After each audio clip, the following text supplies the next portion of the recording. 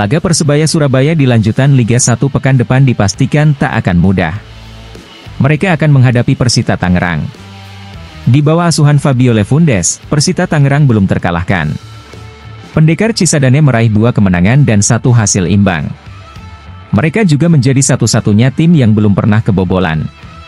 Catatan itu tidak membuat pelatih Persebaya Paul Munster takut.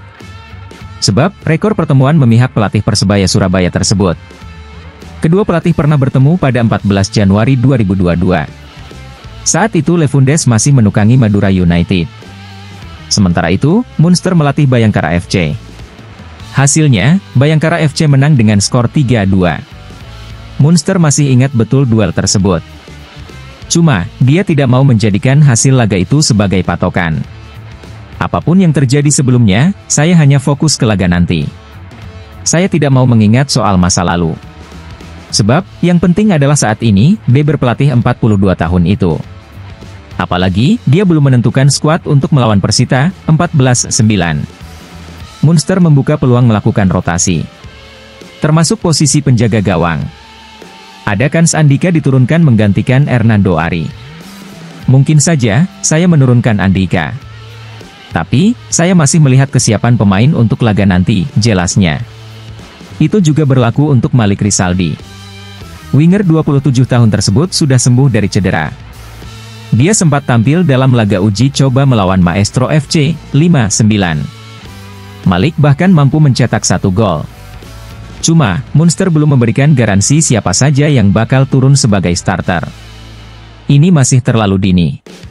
Saya belum memutuskan 11 pemain utama. Bahkan untuk pemain pengganti juga. Saya baru memutuskan sebelum latihan resmi, Beber pelatih asli Irlandia Utara itu.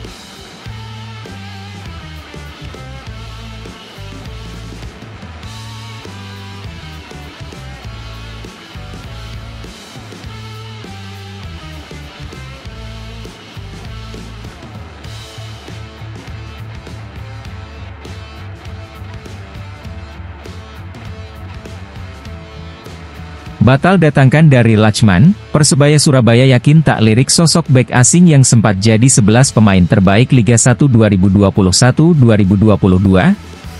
Seperti diketahui, Persebaya Surabaya nampaknya harus gigit jari terkait transfer bek senior dari Lachman.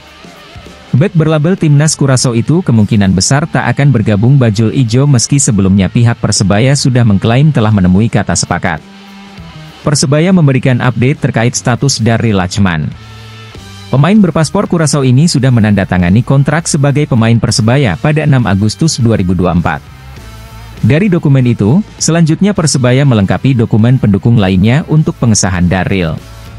Pada tanggal 12 Agustus 2024, Persebaya mendapatkan salinan ITC, International Transfer Certificate, dari FIFA untuk pemain bersangkutan. Sejalan dengan terbitnya ITC tersebut, Persebaya lalu mengumumkan perihal bergabungnya Darryl melalui website official klub pada 13 Agustus 2024. Sementara sang pemain sendiri menyatakan jika tidak ada kesepakatan yang terjadi antara dirinya dengan Persebaya Surabaya. Dia mengklaim jika sejauh ini belum ada kesepakatan antara dirinya dengan Persebaya Surabaya. Ia masih berdiskusi dengan Persebaya Surabaya soal kontrak yang ditawarkan. Tetapi kami tidak pernah mencapai kesepakatan dan kontrak yang sesuai, kata Lachman. Kami sedang mendiskusikan detail kontraknya, tapi kami belum mencapai kesepakatan, lanjut pemain berusia 34 tahun itu. Imbas miskomunikasi tersebut, Persebaya Surabaya hanya menggunakan satu pilar asing di lini belakang yakni Slavko Damjanovic. Meski dipastikan gagal dalam perekrutan dari Lachman, Persebaya Surabaya tak perlu cemas. Pasalnya, ada mantan berlabel 3,04 miliar rupiah yang bisa jadi opsi menggiurkan bagi bajul ijo. Pemain yang dimaksud tak lain adalah bek timnas Sierra Leone, Ali Sesai. Ali Sesai tentu bukan sosok baru. Ia sempat memperkuat Persebaya Surabaya pada Liga 1 2021-2022 silam. Penampilan kokohnya bersama bajul ijo serta dikenal sebagai bek bersih, membuatnya masuk dalam 11 pemain terbaik di akhir musim. Sayangnya, ia kemudian hengkang ke PSIS Semarang. Usai gabung PSIS Semarang, penampilannya justru merosot tajam. Pemain timnas Sierra Leone itu harus terombang-ambing ke Liga Hong Kong hingga Vietnam. Terbaru, Ali Sesai kini berstatus bebas transfer setelah dilepas oleh klub V-League, Han Hao AFC per 15 Juli 2024. Seolah gayung bersambut, rupanya, Ali Sesai sudah digoda bonek sejak paruh musim lalu. Hal itu dapat diketahui dari beberapa unggahan terkini di Instagram pribadinya Ali Sesai 1 yang banyak dibanjiri oleh komentar ajakan dari para bonek untuk kembali ke Persebaya Surabaya. Meski berstatus nganggur, nama Ali Sesai baru bisa didatangkan Persebaya Surabaya pada pertengahan musim nanti. Mengingat saat ini bursa transfer telah resmi ditutup pada 13 Juli 2024 lalu. Patut dinantikan akankah Persebaya Surabaya bakal ambil kesempatan lagi untuk memulangkan Ali Sesai paruh musim nanti atau justru sebaliknya.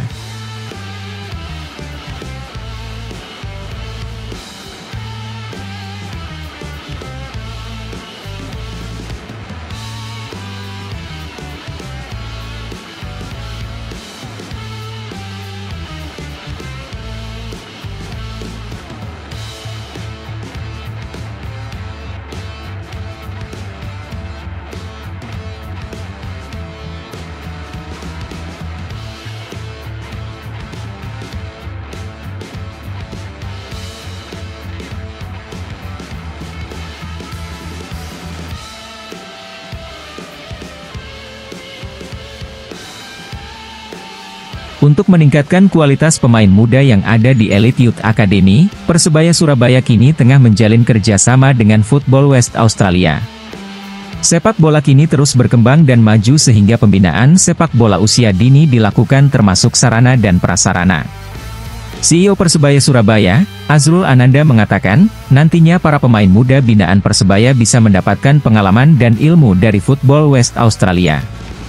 Australia memiliki fasilitas olahraga yang terbaik, dan Australia juga terbaik dalam hal sport science. Jadi, jika ingin belajar bisa ke Australia, kata Azrul. Meski demikian, nantinya tak menutup kemungkinan Persebaya senior juga bisa memanfaatkan kerjasama ini dengan melakukan uji coba pertandingan. Kesempatan ini bukan untuk yang junior saja tapi bagaimana bisa menyelenggarakan pertandingan uji coba dengan tim senior. Persebaya bisa mengirim tim senior ke Australia Barat, Perth, atau mungkin tim Australia yang akan ke sini, Surabaya, Red, tuturnya. Sementara itu, CEO Football West Australia, Jamie Harwell mengaku senang melakukan kerjasama dengan Persebaya. Dia pun mempunyai semangat yang tinggi demi kemajuan sepak bola. Saya sangat terkesan dengan permulaan program ini setelah beberapa waktu yang sulit karena pandemi. Fasilitasnya luar biasa, pemandangannya indah dan pemainnya semakin baik, tutur Jamie. Dia juga mengakui saat ini perkembangan sepak bola Indonesia sudah mulai menunjukkan progres. Apalagi, sepak bola Indonesia saat ini juga sedang dalam tren bagus, sehingga akan menjadi dorongan lagi untuk semakin maju, ungkapnya. Konsulat Jenderal, Konjen, Australia di Surabaya, Stafeskat menuturkan Persebaya Surabaya memiliki supporter fanatik yang besar dan luas biasa. Sehingga kerjasama ini sangat baik dilakukan. Dan Australia merupakan negara dengan olahraga yang bagus. Anda sudah melihat itu, sepak bola berkembang dengan cepat, jadi, saya pikir memiliki interest komunitas di sepak bola dan mempengaruhi hubungan melalui Persebaya dengan Football West Australia, semoga berjaya, saya pikir itu menarik, ujar Stafe. Persebaya Surabaya sebelumnya sudah pernah menjalin kerjasama dengan Australia untuk mengembangkan sepak bola pada tahun 2019. Hanya saja, kolaborasi ini terputus akibat pandemi COVID-19. Kerjasama tersebut bukan hanya untuk tahun ini saja, melainkan akan dilakukan secara berkelanjutan.